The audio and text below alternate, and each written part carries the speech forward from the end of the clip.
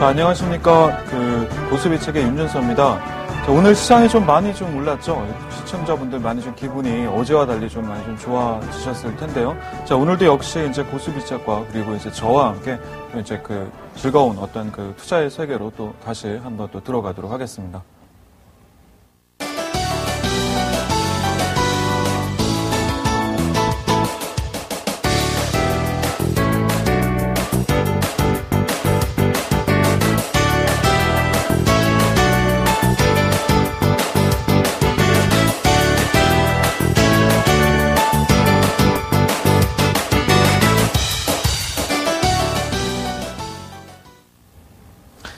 자, 오늘 벌써 네 번째 강의가 됩니다. 지금 9월도 이제 다 갔는데요. 시간 상당히 좀 빨리 흐르는 것 같습니다. 거시적인 어떤 지표와 파생과 그다음에 이런 큰 흐름들에 대해서 우리가 맥을 좀 하나씩 짚어봤는데요. 자, 오늘은 여기에 이제 마지막 단원입니다. 사실 이제 자본이나 아니면 이런 어떤 재무제표로 오늘 이제 넘어가려고 했었는데요. 시장이 너무나 이렇게 요동을 치는 바람에 오늘 여기에 대한 용어 설명을 한 번 더 짚고 넘어가야 될 필요성을 좀 느껴서 이 부분 좀 준비를 했습니다. 자, 오늘 우리가 이제 봐야 될 부분들은요. 바로 실물 지표, 그 다음에 심리 지표에 대한 것들인데요. 자, 경기 선행 지수나 아니면은 최근에 이야기 나오고 있는 무슨 제조업 지수 또는 금리 얘기도 좀 많이 나오고 있죠. 유리보 얘기도 나오고 있고 처음 들어보는 이런 이야기들 좀 많이 나오는데요. 자, 이런 부분에 대해서 오늘 좀 자세하게 좀 알아보는 그런 시간을 갖도록 하겠습니다.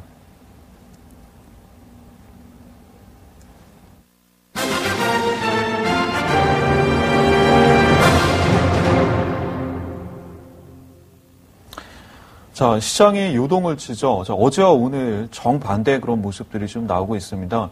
자, 시장은 그렇지만 실물 지표와 이제 심리 지표에 따라서 나뉘어지는데, 현재 그 모습들을 보시면은 8월 2일 날 시장이 급락하면서 최근 모습까지 약 두 달이죠. 이 두 달간 동안 보시면은 어떤 실물 지표보다는 심리 지표에 따라서 시장이 하루에 어떤 변동폭이 상당히 커지는 그런 모습을 좀 볼 수가 있습니다. 하지만 이런 심리 지표는 변동성이 끝나고 다시 시장이 정상궤도에 올라가면은 실물 지표를 따라가는 그런 하나의 작은 변수일 뿐이다. 이런 말씀 드리면서 자, 오늘 이런 실물 지표, 그 다음에 심리 지표에 대해서 좀 알아보는 시간 갖도록 하겠습니다.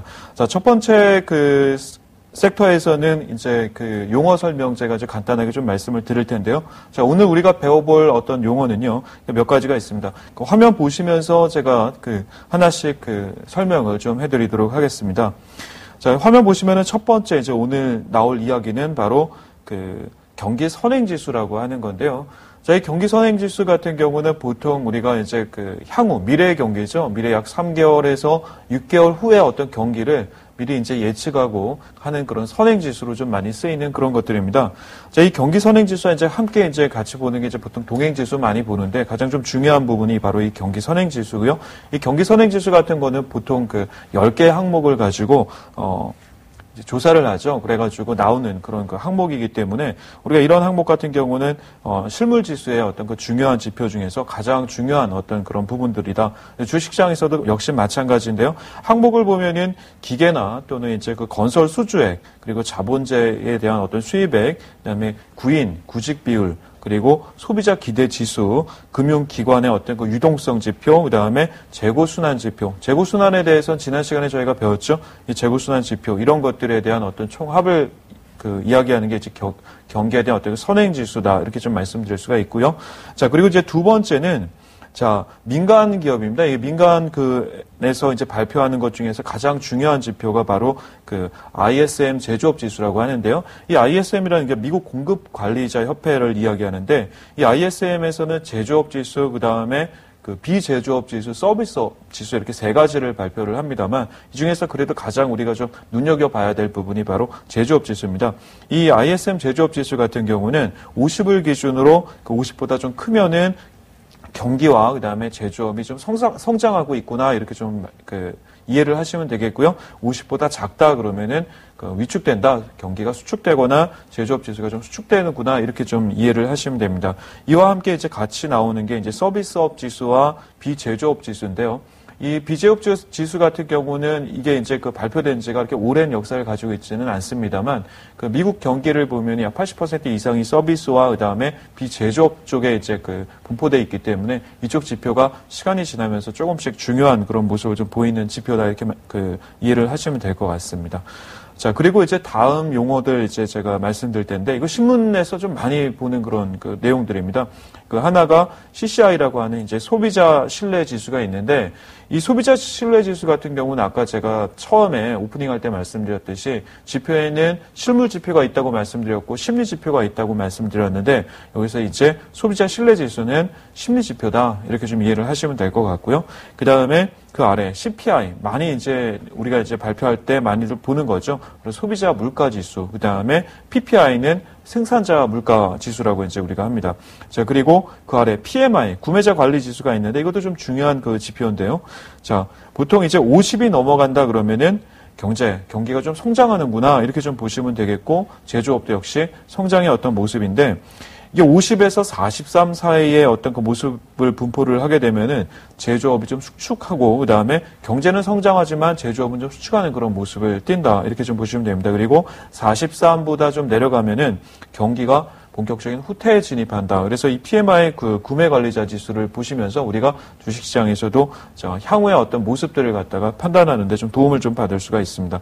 이런 그 지표들이 어떤 그 실물 경기에 대한 어떤 흐름을 미래의 어떤 그 예측을 할 수 있는 어떤 흐름을 그 단서를 제공해 주는 어떤 지표라 그러면은 그 다음 제가 말씀드릴 지표는 약간 좀 우리가 이제 특히 이제 주식을 처음 접하시는 분이나 채권이나 금리 쪽에 대한 어떤 그 이해가 조금 부족하신 분들은 참 보면서도 이게 도대체 무슨 말인가 하는 생각이 드는 그런 지표인데 자, 오늘 확실히 좀 알고 넘어가는 시간을 갖도록 하겠습니다.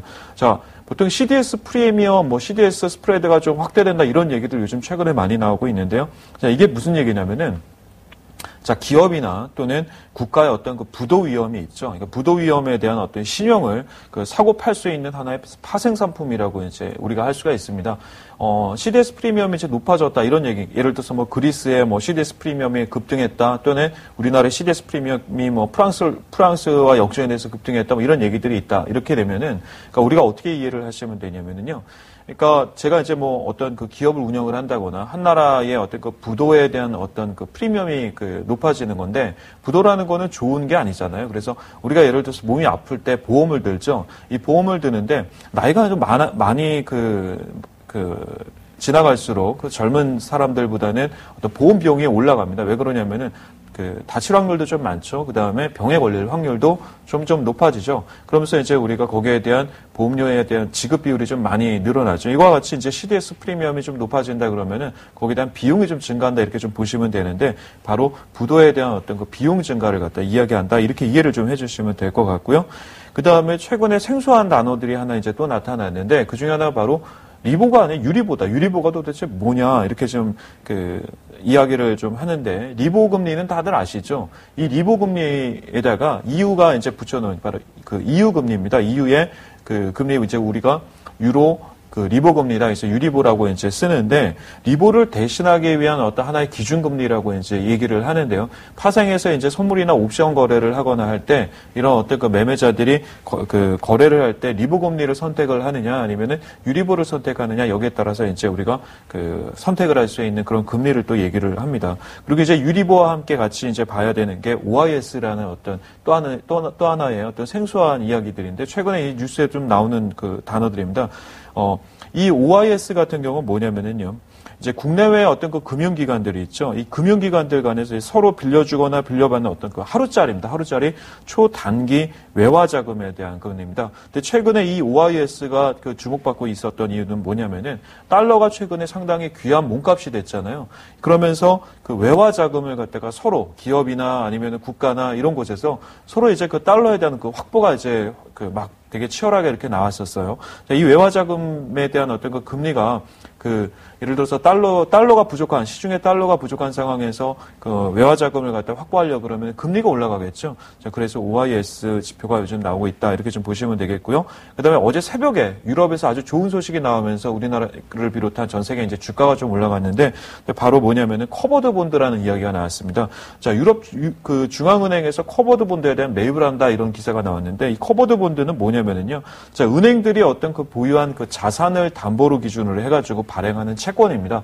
그런데 요즘 은행들의 어떤 그 자기 담보 비율이나 아니면 BIS 비율이 좋지도 못하고 또 신용도 많이 깎여 있는 그런 상태죠. 자, 그런 상태에서 이들 그 은행들이 그 채권을 발행한다. 자산 담보로 채권을 발행한다. 그러면은 어떻게 되겠어요? 거기에 대한 어떤 금리가 올라가겠죠. 그러니까 발행 그 비용이 올라가겠죠. 자, 이걸 갖다가 뭐 사줄 사람이 별로 없잖아요. 그런데 중앙은행이 사주겠다. 이게 이제 호재가 된 거예요. 이걸 바로 우리가 커버드 본드다 이렇게 말을 합니다. 그리고 레버리지 다 아시죠? 지렛대 효과, 레버리지라는 게 있다. 그 다음에 마지막으로 또 하나 이제 중요한 게 있는데요. 유럽 그 재정안정기금에서 또 하나의 호재를 갖다가 그 새벽에 또 발표를 했는데, 자, 그게 뭐냐면은 바로 이제 레버리지 카드를 만지작거린다 이런 얘기가 있어요. 이게 바로 통화에 대한 이야기인데요. 이 통화, 주식시장에서 가장 중요하고 실물 경제에서도 금리와 함께 가장 중요한 부분이기 때문에 우리가 이 부분 좀 알고 넘어가야 될 것 같습니다. 통화에는 보통 세 가지가 있습니다. 우리 그 고등학교 때 다 그 사회 경제 시간에 배웠던 내용입니다. M1부터 M2, M3가 있는데요. 보통 최근에는 이제 M2 가지고 좀 많이 쓰는데 M1이 이제 통화라 그러면은요, M2 같은 경우는 총 통화라 그러고, M3 같은 경우는 총 유동성이라 그럽니다. 여기서 M1 같은 경우는 금융기관 이외입니다. 금융기관 이외에 민간 부분이 보유하고 있는 현금 있죠? 이 현금 통화, 그 다음에 예금, 그리고 준통화의 어떤 그 잔고. 그러니까 다시 말씀드리면은 우리가 이제 은행에 들어가 있는 어떤 잔고를 갖다 얘기한다. 그 다음에 현금 얘기한다. 이렇게 보시면 됩니다. 이런 통화가 바로 M1이고요. 이 M1에다가 우리가 이제 매달 적금 넣으시는 분들 계시죠? 정기 적금 또는 정기 예금, 그리고 거주자의 외화 예금을 포함한 것들이 이제 M2인데, 이 M2가 중요한 이유는 주식시장에서 우리가 이제 유동성이 증가한다 그랬을 때 보통 M2의 증가를 많이 보기 때문에 이 M2 총통화를 우리가 체크할 필요가 있다. 그래서 알아두시기 바라고요. 마지막으로 이제 M3가 있는데, 이 M3 같은 경우는 아무래도 M2나 M1보다는 훨씬 좀 자세하게 여기에 대한 어떤 그 모습을 갖다가 보일 수 있습니다만 3개월에 한 번씩 우리가 집계를 하는 데다가 약간 후행적인 흐름이기 때문에 잘 쓰지는 않습니다. 보통 이제 M2에다가 증권이나 보험, 그 다음에 은행 신탁 등에 대한 어떤 제2금융권 예금 있죠. 이런 예금을 갖다 포함을 하고요. 자, 이런 세 가지 지표가 있다라는 거 이제 알아두시고, 그 다음에 이제 마지막으로 단기 외평치 최근에 단기 외화 자금이 이제 부족하다 이런 얘기도 좀 나오는 것 같고, 그 다음에 외환 보유고 얘기 다시 한번 또 나오고 있잖아요. 이런 것들 다 아시는 내용이죠. 그리고 BIS 바로 자기자본 비율 얘기, 그 다음에 바젤 3가 있는데 이 부분은 제가 다음 시간에 설명을 해드리도록 하겠습니다. 자, 오늘 이제 그 용어 설명에 대해서 이제 말씀을 드렸는데, 첫 번째는 경기 선행지수부터 이제 실물 지표에서 나오는 이런 것들은 좀 알아두고 가자라고 말씀을 드렸고요. 자, 두 번째는 금리에 대한 내용들, 최근에 많은 그 뉴스에서 나오는데, 뉴스 우리가 딱 보고 신문을 읽었을 때 어느 정도 해석은 좀 하고 봐야 되죠. 그래서 이걸 알아두자라는 말씀을 드렸고, 마지막으로 통화에 대한 말씀을 드렸습니다. 자, 이번에 이제 두 번째 챕터 넘어갈 텐데요. 이들 지표를 통해서 우리가 실제로 어떤 그 그래프나 발표되는 어떤 지표들 또는 신문에서 나오는 내용을 통해서 우리 이제 그 전문가가 아니신 일반 투자자분들도 쉽게 이해할 수 있는 그런 시간 갖도록 하겠습니다.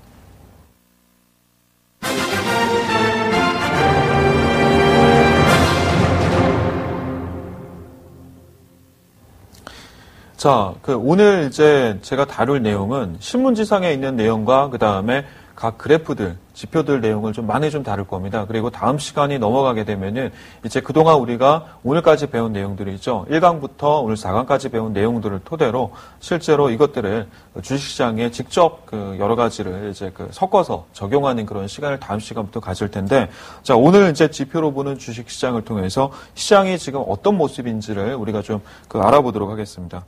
자, 첫 번째, 자, 뉴스를 보시면은요, 화면 보시면은 최근까지 나왔던 8월부터 나왔던 뉴스 몇 가지를 제가 모아놨는데, 첫 번째 내용을 보면은 유로존의 단기 자금 시장이 조마조마하다. 자, 금융위기 이후에 최악이다. 이런 제목을 뽑았습니다. 이것만 보면은 세상이 갑자기 망할 것 같은 그런 분위기를 좀 만들죠. 그리고 또 아래 보면은 유리보, OIS 스프레드 2년 반 내 최고다. 은행끼리 서로 못 믿는다. 그다음에 달러 차입에 대한 그 프리미엄도 2년 10개월 내 최고치다. 이런 기사가 나오면은 우리 보유하고 있는 주식 막 팔고 싶어지죠. 첫 번째부터 한번 좀 보죠. 자, 유로존 단기 자금 시장이 조마조마하다. 아까 제가 잘 말씀드렸습니다만 그 달러가 이제 그 귀해지면서 이 그 유로존의 어떤 단기 자금들, 그러니까 그리스나 아니면은 그 외 연쇄 반응 일으키면서 부도 일어나면은 뭐 큰일 난다 이런 얘기가 있잖아요. 그러면서 그 단기간, 그러니까 예를 들어서 이번 달 또는 다음 달 매달 이렇게 나오는 어떤 그 채권이 있죠. 그 각 나라의 어떤 그 채권 이제 그 만기 돌아오는 것들 갚아 나가야 되는데 현재 지금 그 가지고 있는 돈이 없는 거예요.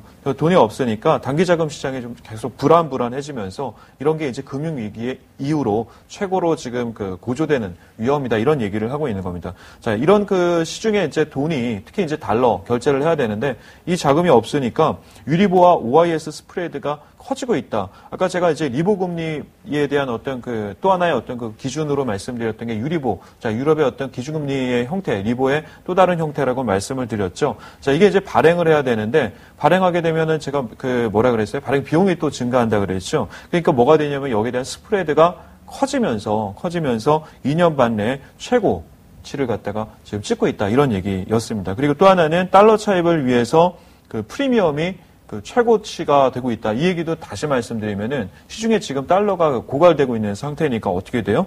달러를 갖다가 차입을 하고 싶은데, 그러니까 빌려야 되잖아요. 자, 그런데 그 어떻게 돼요? 시중에 없어요. 빌려주는 사람들도 없고, 그러니까 어떻게 돼요? 그 조달 비용이 커지겠죠. 그죠? 금리도 더 많이 내야 되고. 그래서 바로 이 프리미엄이 2년 10개월 만에 최고치를 최고치로 올라왔다. 이런 얘기입니다.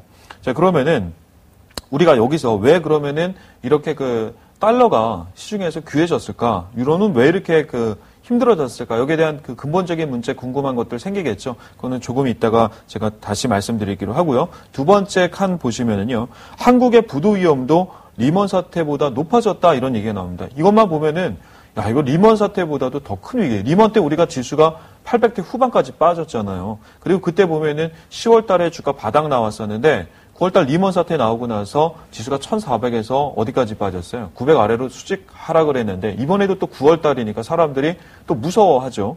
그 이 리먼 사태보다 높아졌다. 부도 위험이. 그런데 실제로 이 부도 위험이 높아졌을까? 아까 용어 설명에서 제가 뭐라 그랬어요? 자, 5년물의 신용부도 스와프 CDS 프리미엄이 뉴욕 시장에서 프랑스보다 높아졌다. 야, 이거 프랑스보다 높아졌으면은 프랑스 유럽 위기의 그 어떤 그 진원지 중에 하나잖아요. 자, 그런데 거기 있는 나라보다 우리나라가 더 높아졌다가 우리나라가 더 위험한가? 이렇게 이제 사람들이 생각할 수가 있는데 실제로 이제 신용 부도에 대한 어떤 스와프인 CDS 같은 경우는 보통 그 나라의 어떤 신용 등급을 그 기준으로 합니다. 그럼 미국 같은 경우는 어떻게 되겠어요? 미국이 신용등급이 아래로 내려갔잖아요. 그럼 다른 나라들 그 아래로 또 내려가겠죠. 그럼 프랑스 우리나라보다 경제 규모나 전체적인 신용등급은 우리나라보다 위에 있으니까 당연히 우리나라 같은 경우는 어떻게 돼요? 이런 유로 사태가 나지 않았다고 하더라도 우리나라의 어떤 그 CDS 프리미엄은 당연히 프랑스보다 높을 수밖에 없습니다. 그런데 이제 갑자기 높아진 것처럼 이렇게 이야기를 하니까 사람들이 불안해지죠. 자, 이런 기사들이 또 하나 있고요. 자, 그 아래 이제 또 보면은 뭐 외국인의 어떤 그 투자 자금이 더 빠져나갈 뭐 어쩌고저쩌고 이런 얘기들이 좀 있고요.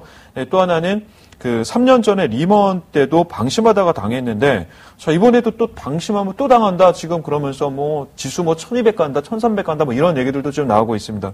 자, 펀더멘털은 괜찮은데 환율, 주가, 금융 지표가 악화돼. 펀더멘털이 괜찮은데 나머지가 안 좋다 그러면 정상으로 돌아오겠죠. 왜? 실물 경기에 따라서 어떻게 돼요? 주식시장은 펀더멘털 따라서 가게 돼 있으니까. 그래서 지금 여기 나온 뉴스는 사실에 대한 것들을 이야기하고 있습니다만 거기에 대한 주석, 다시 말씀드리면은 자세한 해설이 없어서 보는 사람들로 하여금 이걸 딱 그냥 보게 되면은 아, 이거 시장이 정말 위험하구나 이렇게 오해할 소지가 있겠죠. 자, 이런 것들이 있다. 자, 그러면은 실제 한번 보죠. 리먼이랑 그리스 사태를 좀 보시면은 그 당시 2008년도잖아요. 9월에서 환율 같은 경우는 1,100원대에서 1,200원으로 뛰었습니다. 사실이죠. 올해 같은 경우도 이번 9월에 1,060원대에서 오늘 좀 빠졌습니다만 거의 뭐 1,200 근처까지 이제 가는 그런 모습이 나왔어요. 그럼 이것만 보면은 비슷해 보이잖아요. 그리고 나서 10월 달에 이 환율 같은 경우 2008년도에 어땠냐면은 이번 사태 이후에 10월 달에 1,500원대까지 급등을 합니다. 자, 그래서 이번에도 또 급등하는 거 아닐까? 1,200원 뚫으면 어떡하지? 이런 걱정을 하게 되죠. 그 다음에 또 하나는 CDS 프리미엄인데 1.2에서 1.8로 올라갔던 것처럼 이번에도 1.2에서 2까지 올라갔습니다. 야, 이거 너무나 똑같다. 그죠? 똑같죠? 자, 세 번째, 외국인들 또 매도하는 것도 똑같아요. 그 당시에 3조 8,900억 원 매도를 했는데 이번에도 지금 보시면은 2조가 넘는 금액이 2조 2천억 원 매도가 좀 나왔어요. 오늘은 이제 외국인들 순매수를 했습니다만 자, 그리고 국고채 5년 금리 같은 경우는 5.9에서 5.7로 떨어지고요. 3.5에서 최근에 그 3.56, 뭐 별 차이는 없습니다만 살짝 소폭 떨어지고 있고요. 자, 외환 보유액이 그 당시 2,500억, 지금 같은 경우는 3,100억 불. 자, 이런 모습들입니다. 단기 외채 같은 경우는 그 당시가 조금 더 많았고 지금은 조금 좀 줄어드는 그런 모습이죠. 그래서 이것만 보면은 이런 그 숫자만 보면은 뭐 지금이나 그때나 별반 차이가 없으니까 1,400에서 그때 그 주식 뺐으면은 다시 900에 살 텐데 이번에 또 빠지면 그죠? 빠지면은 이번에 또 못 파니까 그래가지고 빼야 되는 거 아닌가 이런 뉴스만 보면 그래서 어제랑 오늘 개인들이 정말 많이 팔았죠. 그죠? 그리고 특히 어제 같은 경우는 투매 많이 나오면서 코스닥 같은 경우는 130개 종목 이상의 하한가가 나왔습니다. 하지만 그 당시와 지금이 다르다는 지표에 대한 어떤 증거를 제가 이제 하나씩 보여드리려고 합니다. 자, 아까 저희가 용어 설명할 때 제일 먼저 중요한 거는 뭐라 그랬죠? 지난 첫 번째 강의부터 지금까지 말씀드렸던 가장 중요한 거 바로 펀더멘탈이 중요하다고 말씀드렸습니다. 왜? 실물 자산, 다시 말씀드리면 주식이나 어떤 실물 자산은 다 어디에 따라간다? 어디에 따라간다? 이런 그 실물 지표를 따라간다라고 말씀을 드렸어요. 자, 그러면 지금 한번 보시는 것들 하나씩 보겠습니다. 자, 경기 선행 지수라는 건데요. 자, 지금 그 미국의 경기 선행 지수가 예상을 소폭 상회하면서 그 8월에 0.3% 그래서 시장 예상보다 조금 더 상승했다라는 기사가 나옵니다. 더디긴 하지만 성장이 회복 중이다. 그럼 우리가 이 기사를 보면서 가장 먼저 떠올리는 게 뭐예요? 지난번 FOMC에서 버냉키가 했던 얘기 있었죠. 어떤 얘기 있었어요? 경기가 하강 형태로 가기는 하지만 4, 4분기부터 회복이 될 거다. 그래서 어떻게 한다 그랬어요? 그 3차 양적 완화 대신 트위스트를 통해서 단기채를 팔고 장기 국채를 갖다가 사서 그죠? 그 장기 금리를 갖다 떨어뜨리는 그런 그 모습을 통해서 양적 완화에 대한 어떤 효과를 갖다 노린다라고 말을 했어요. 그러면은 이 그 연준에서 판단했던 거나 아니면 지금 뉴스 신문에 나왔던 이런 그 제목이죠. 경기 선행 지수가 소폭 올라간다는 거. 이거는 그 실물 경기가 조금 좋아진다라는 건데 실제 이게 맞는지 우리가 좀 봐야 되잖아요. 우리 눈으로 확인해야 되죠. 그래서 한번 확인을 해보도록 하겠습니다. 화면을 보시면은요. 자, 2000년 초반부터 그 최근까지의 경기 선행 지수와 동행 지수에 대한 그림인데 이때 지금 잘 보시면 회색 선인 첫 번째 그림을 지금 잘 보시면은요. 자, 이때 어떤 모습이 나왔냐면은요. 이 빨간색 이제 동행 지수와 파란색 이제 선행 지수가 있는데 첫 번째 2000년 IT 버블 나와가지고, 네, IT 버블이 나와가지고 어땠어요? 이 당시에 주가가 완전 폭락했던 거 기억하세요? 이 당시에 IT 버블 나왔을 때 이제 밀레니엄 버블이라고 하는데 이 당시 보면은 자, 경기 선행지수와 동행지수 모습을 보면 아래로 이렇게 내려가는 모습이 보이죠? 그죠? 자, 이런 모습이 나오다가 쭉 올라갑니다.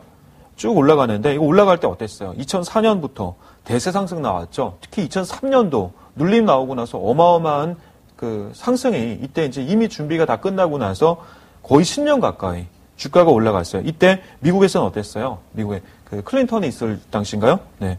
자, 그러다가 어떻게 돼요? 2007년도를 기준, 2006년부터 조금씩 그 둔화되는 모습이 나오죠. 그러다가 2007년도부터 시작해가지고 꺾이기 시작을 합니다. 근데 2007년도에 우리나라 주식시장 어땠어요? 2007년도가 꼭지를 찍었죠. 그죠? 그러니까 후행을 하죠. 경기 선행에 후행해서 주가가 꼭지를 찍는데 이미 경기 선행 지수는 2007년도부터 꺾이기 시작을 합니다. 자, 그러다가 이게 어떻게 돼요?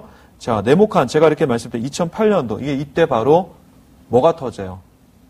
리먼 브라더스 파산 얘기가 나와요. 그러면서 경기 선행 지수가 최악의 경우를 갖다 달리다가 그러다가 이 시기가 지나고 나서 2009년부터 조금씩 회복하면서 다시 가파르게 올라가는 그런 모습이 나옵니다. 그래서 지금 모습을 보면은 8월까지의 모습은 물론 전달 대비 표는 지금 제가 준비를 안 해왔습니다만 모습이 전달 대비보다 0.3% 올라갔을 뿐입니다만 계속해서 상승은 유지하고 있다. 경기 선행 지수가 위로 올라가고 있기 때문에 당시 리먼 브라더스 나왔을 때랑 다른 점이다라는 말씀을 이제 드리고요. 자, 두 번째 하나 볼까요? 이번에는 그러면 미국 말고 우리나라 한번 보겠습니다. 자, 우리나라 국내 지표는 또 어떤가 하고 봤더니요. 역시 똑같아요. 자, 금융위기 나왔던 2008년도 9월 달 있죠. 이때 보시면은 선행지수와 동행지수가 모두 아래 방향으로 이미 꺾여 있죠. 그죠? 하지만 2009년도부터 어떻게 돼요? 위로 확장이 되다가 위기가 한번 오잖아요. 그죠?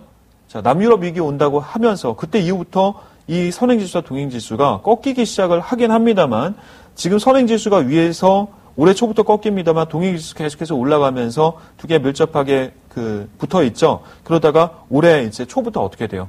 우상향으로 다시 쭉 가고 있죠.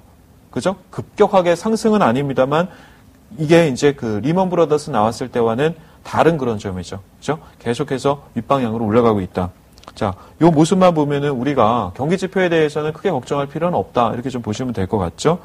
자, 그리고 이제 두 번째. 자, ISM 지수 제가 이제 말씀드렸죠?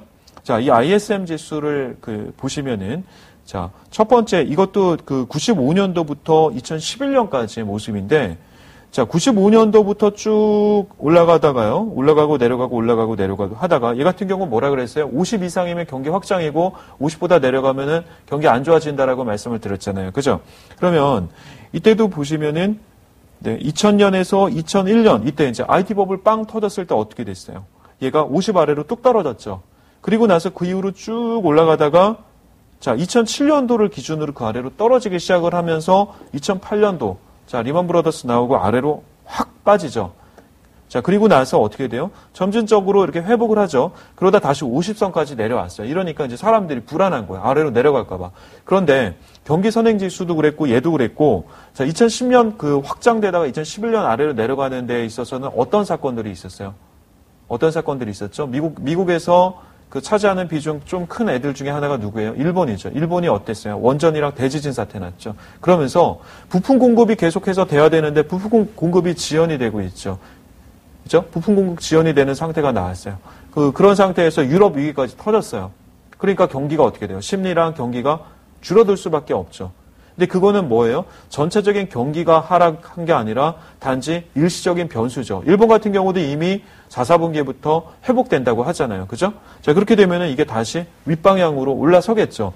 자, 그래서 이 지표를 보면은 그 당시 2008년도와 같은 어떤 그런 위기는 크게 느껴지지 않는다. 물론 경기가 빠르게 회복되는 그런 모습은 아닙니다만 하강은 아니다라는 걸 알 수가 있습니다.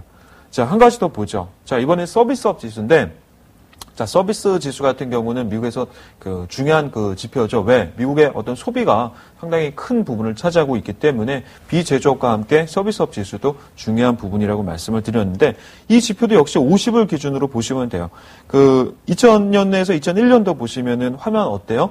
여기서도 어떻게 50 아래로 내려가 있죠. 이 내려가 있던 것이 꾸준하게 상승을 하다가 자, 아래로 쭉 다시 언제 떨어지게 돼요? 2007년도 이후부터 떨어지게 되죠. 그러면서 주가도 이 당시에 엄청나게 많이 빠졌죠.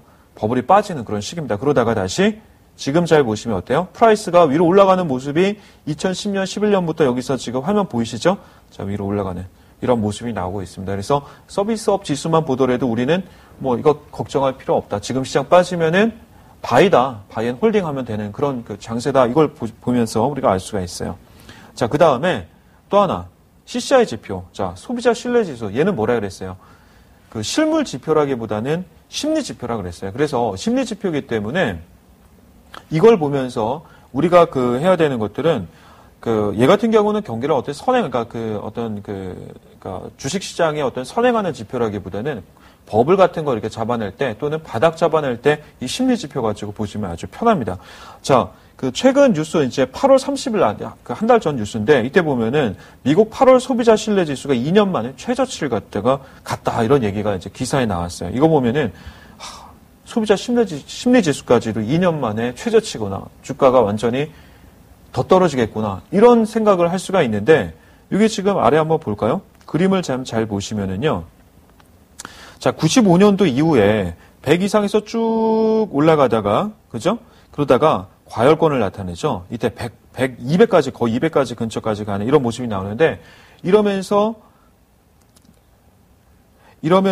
그러니까 소비자 신뢰 지수가 어떻게 돼요? 이때 아주 낙관적인 상황을 만들어요. 우리 예전에 혹시 주식 투자 좀 오래 하신 분들 기억하실까 모르겠습니다만 1999년에서 2000년 넘어가고 그 이후로 올라갈 때 그 당시 세계가 변하고 또 어떻게 된다 그랬어요. 밀레니엄 새로운 새천년이 나오기 시작하면서 주식도 얼마까지 간다 이런 얘기 막 나올 때요. 그랬는데 어땠어요? 결과는 주식이 폭락으로 나타났죠. 심리지수와 거꾸로 간다. 그러다가 그 다음에 어떻게 됐어요? 2003년에서 2004년 대세상승 나오기 직전에 소비 심리가 상당히 위축이 되죠.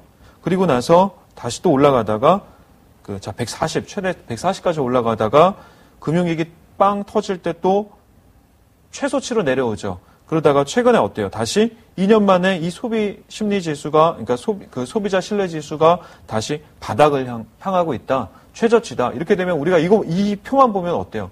아, 주식시장이 바닥이구나 알 수가 있겠죠. 자, 이게 바로 CCI, 바로 소비자 신뢰 지수다. 자, 그 다음에 하나 더 볼게요. 내용이 양이 좀 많으니까 빨리 넘기도록 하겠습니다. 자, 이거는 이제 개인 소득이랑 지출입니다. 경기가 좋지 못하다 그러면은 소득이 줄어들겠죠. 그리고 또 어떻게 돼요? 지출도 많지 않겠죠. 그런데 최근의 모습 한번 볼까요? 자, 금융위기 때 바닥으로 떨어졌던 이 지표가 어떻게 되고 있어요? 최근까지 모습을 보면은 소득과 지출 모두 다 우상향이죠. 그러니까 나쁘지 않다라는 얘기입니다. 자, 그 다음. 자, 이번에는 이건 CPI라고 하는 거예요. 자, 이 CPI 지표 이제 다 아시죠? 그죠? Consumer Price Index라고 하는 건데요. 자, 이 지표를 갖다가 보시면은 여기서는 이제 어때요? 자, 1970년대 이후로 계속 상당히 가파르게 위로 올라가죠. 이게 소비자랑 생산자 물가지수에서 이 물가지수라는 것에서 가장 많이 차지하고 있는 부분이 두 가지가 있는데 바로 우리가 이제 먹는 음식료 부분이 하나가 있고요. 그다음에 또 하나는 뭐가 있냐면은 바로 이제 우리가 지금 쓰고 있는 에너지, 바로 석유 같은 게 있습니다.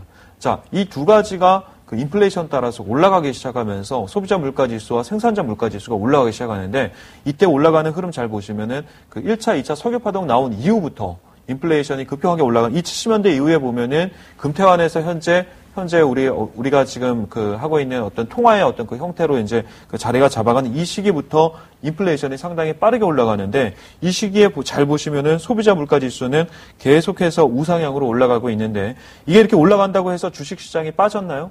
안 빠졌죠. 자, 이 CPI가 계속해서 위로 올라가고 있다라는 거 보시면 될 것 같고요. 그 다음에 PPI, 자, 생산자 물가 지수 같은 경우도 이게 이제 몇 가지가 있습니다. 계절 변동을 하는 게 있고 계절 변동을 포함하지 않는 경우가 있는데 여기서 이제 변동 포함해서 하는 모습을 보시더라도 화면이 똑같습니다. 1970년대 이후부터 가파르게 이렇게 쭉 올라가다가 화면에서 이제 회색 부분들이 있잖아요. 이 회색 부분도 이제 경기 침체 구간인데 뭐 이때도 계속해서 주가도 올라가고 그 다음에 이 생산자 물가 지수도 같이 올라가죠. 그러다가 2007년, 8년, 9년 이렇게 쭉 올라가다가 뚝 떨어지죠. 2008년도에 이게 뚝 떨어집니다. 이게 바로 리먼 브러더스 사태 나왔을 때 떨어지다가 다시 이제 또 이게 위로 쭉 지금 올라가고 있는 상황이죠.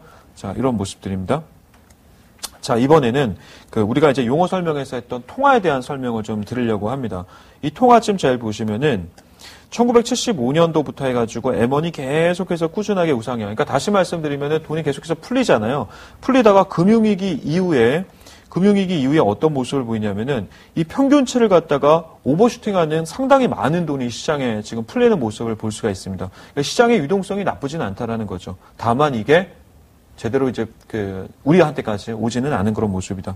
자, M2 같은 경우도 지금 잘 보시면은 1980년대부터 해가지고 계속해서 돈이 지금 풀리고 있잖아요. 돈이 풀리니까 인플레이션 계속 올라가는 거잖아요. 그리고 1995년도부터 기울기가 가파라지다가 2008년도 리먼 브러더스 이후에 돈이 엄청나게 풀리는 게 그 위에서 지금 보이시죠? 시중의 유동성은 지금 아직도 풍부하다. 자, 그런데 여기서 이제 우리가 리보에 대한 금리 이제 말씀드렸습니다만 최근에 리보 금리가 이제 위로 이제 올라가는데 이게 이제 리보 금리가 아래로 이제 오늘까지의 모습은 아니기 때문에 위로 올라갔습니다만 이 리보 금리가 어제 어떤 뉴스가 나오면서 아랫방향으로 내려갈 것이다. 그래서 여기에 대해서 우려할 필요가 없다라는 말씀 좀 드리겠고요. 자, 또 하나는 이제 우리나라의 이제 CDS 프리미엄입니다.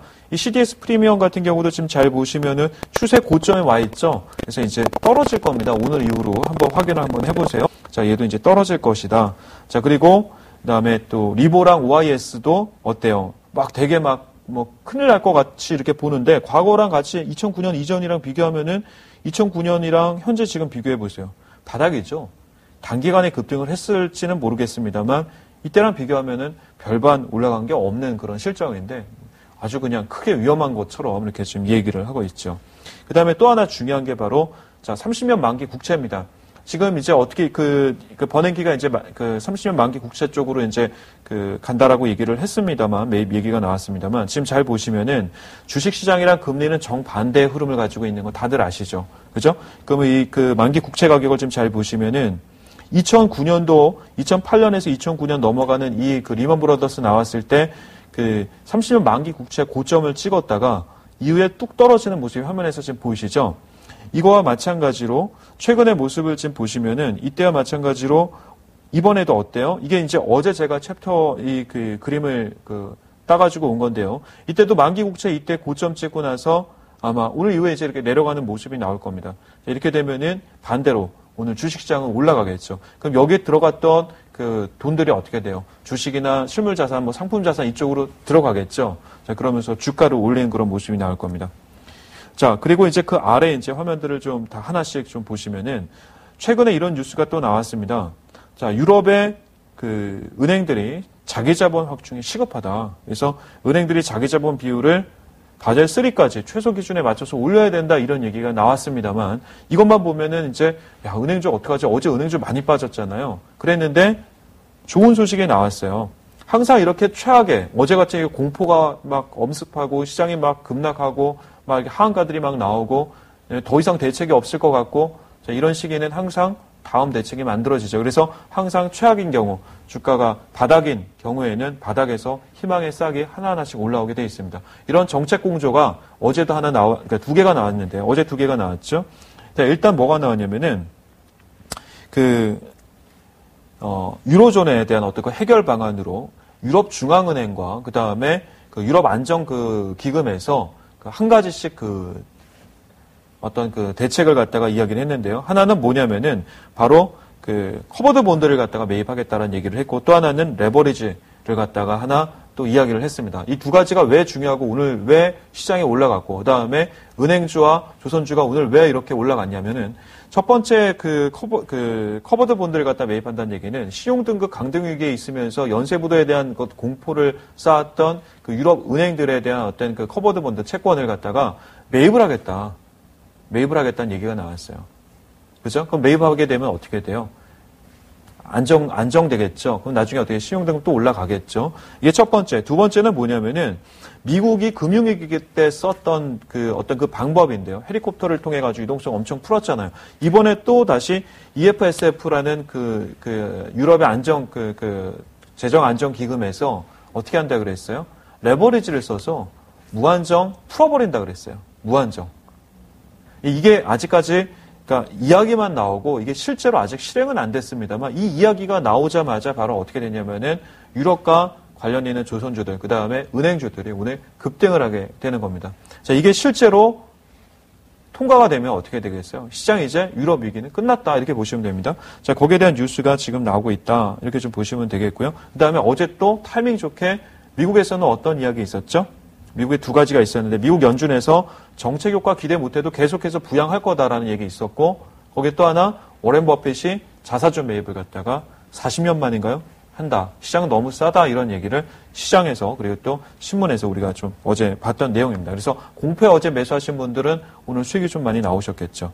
자, 이런 이야기들이 우리가 시장을 통해서 볼 수 있는 사실들입니다. 그래서 우리가 지표들을 통해서 각자 하나씩을 갖다가 직접 확인하는 게 가장 좋고요. 투자자분들께서 실제 뉴스에 나오는 내용만 보고 우리가 진짜다 이렇게 믿어버리면은 실제 이 어떤 그 시장을 이렇게 좀 안 좋은 방향으로 꾸며서 우리의 주식을 빼앗는 이런 그 사람들에게 우리가 당하는 그런 어떤 방법이기 때문에 우리가 좀 더 적극적으로 시장의 지표들과 뉴스들을 좀 챙기는 그런 그 시간을 가져야 된다 이런 말씀을 좀 드립니다. 자, 이제 마지막 챕터 넘어가도록 하겠습니다.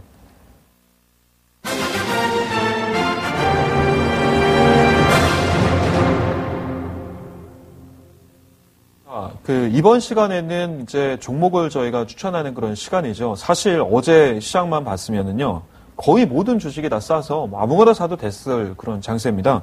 오늘 이제 제가 가져온 종목은 바로 이제 신한지주, 그 다음에 이제 현대중공업입니다. 오늘 좀 많이 올라갔죠. 내일 올라가면 좋을 텐데, 뭐 오늘 올라가도 아직도 쌉니다.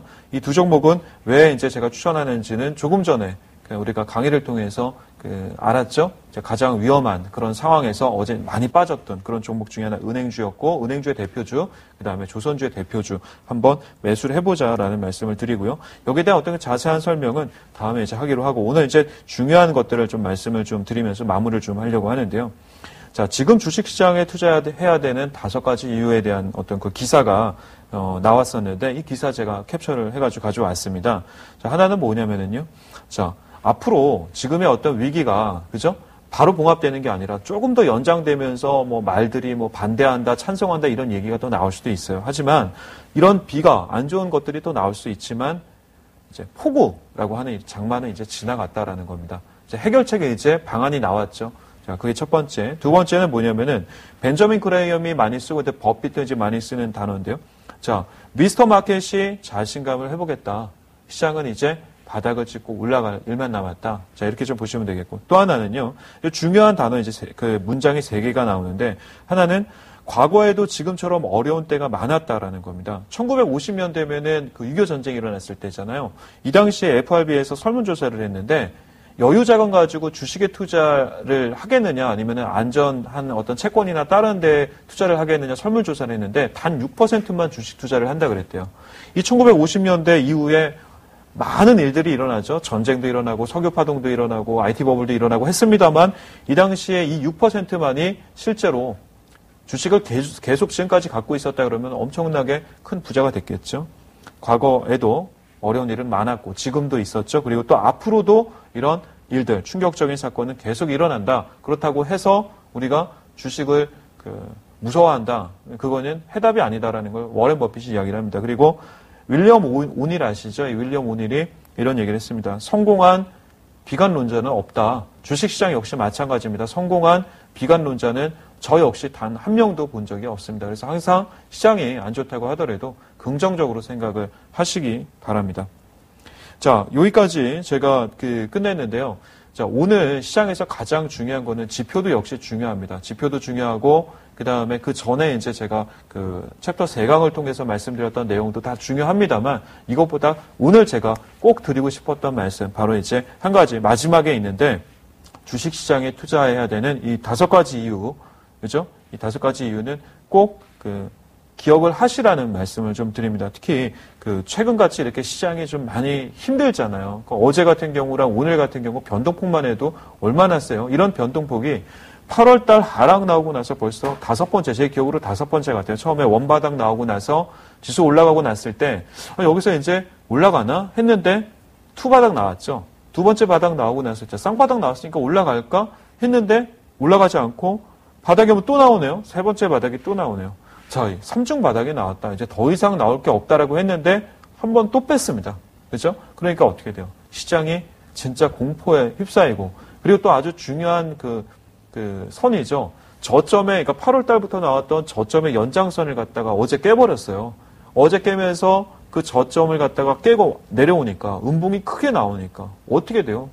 뭐 그리스 디폴트 위기가 뭐 98%다 이런 얘기 나오고, 이러니까 안 좋은 뉴스들만 나오고 거기에 대해서 해설해주는 사람은 없고, 그러니까 막 TV 보고 뉴스를 막 뚫어져다 보는데도 해답은 안 나오고, 그러니까 주식을 이걸 갖고 있어야 되나 팔아야 되나 뭐 이런 걱정들이 계속해서 나옵니다만, 오늘 어땠어요?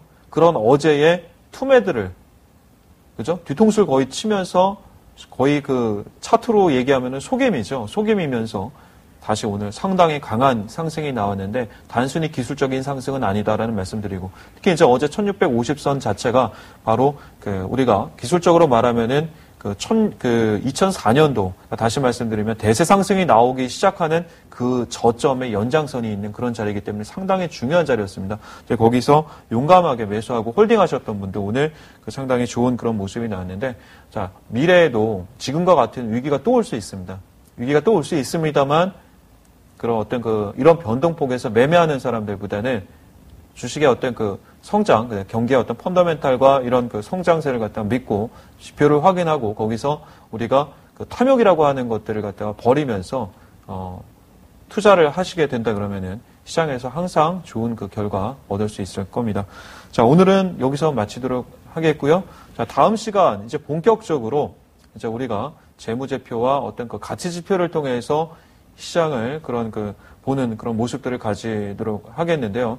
자, 다음 시간부터 한 달 동안, 그러니까 우리 이제 저희가 11월 달까지 이제 하기로 했잖아요. 첫 번째 시간에서는 거시지표에 대한 이야기를 좀 했고요. 네, 두 번째 시간 넘어가면은 처음에 이제 챕터 네 가지가 좀 어떻게 보면은 지루하잖아요. 특히 차트 매매하시는 분들 같은 경우 좀 지루했을 텐데 꼭 알아두셔야 된다는 말씀드리고 이제 그 다음 시간 이제 10월 달 시장도 상당히 많이 반등할 것으로 기대되는 이 10월 달에는 어떤 그 가치 투자자들이 보는 어떤 재무제표나 또는 숫자나 또는 미래에 대한 어떤 거 어떻게 전망하고 투자하는지 자, 이런 것들을 좀 알아가면서 여기에 관련된 내용 말씀드리도록 하겠습니다.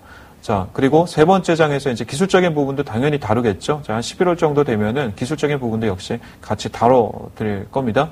자, 오늘 시장 상당히 좋은 모습이 나왔는데 오늘 이후에도 내일도 역시 계속해서 좋은 모습, 나오길 기대하면서 오늘 여기서 마치도록 하겠습니다. 자, 오늘 하루 1시간 동안 또 수고하셨습니다. 다음 주 화요일 날 9시에 다시 또 뵙겠습니다. 감사합니다.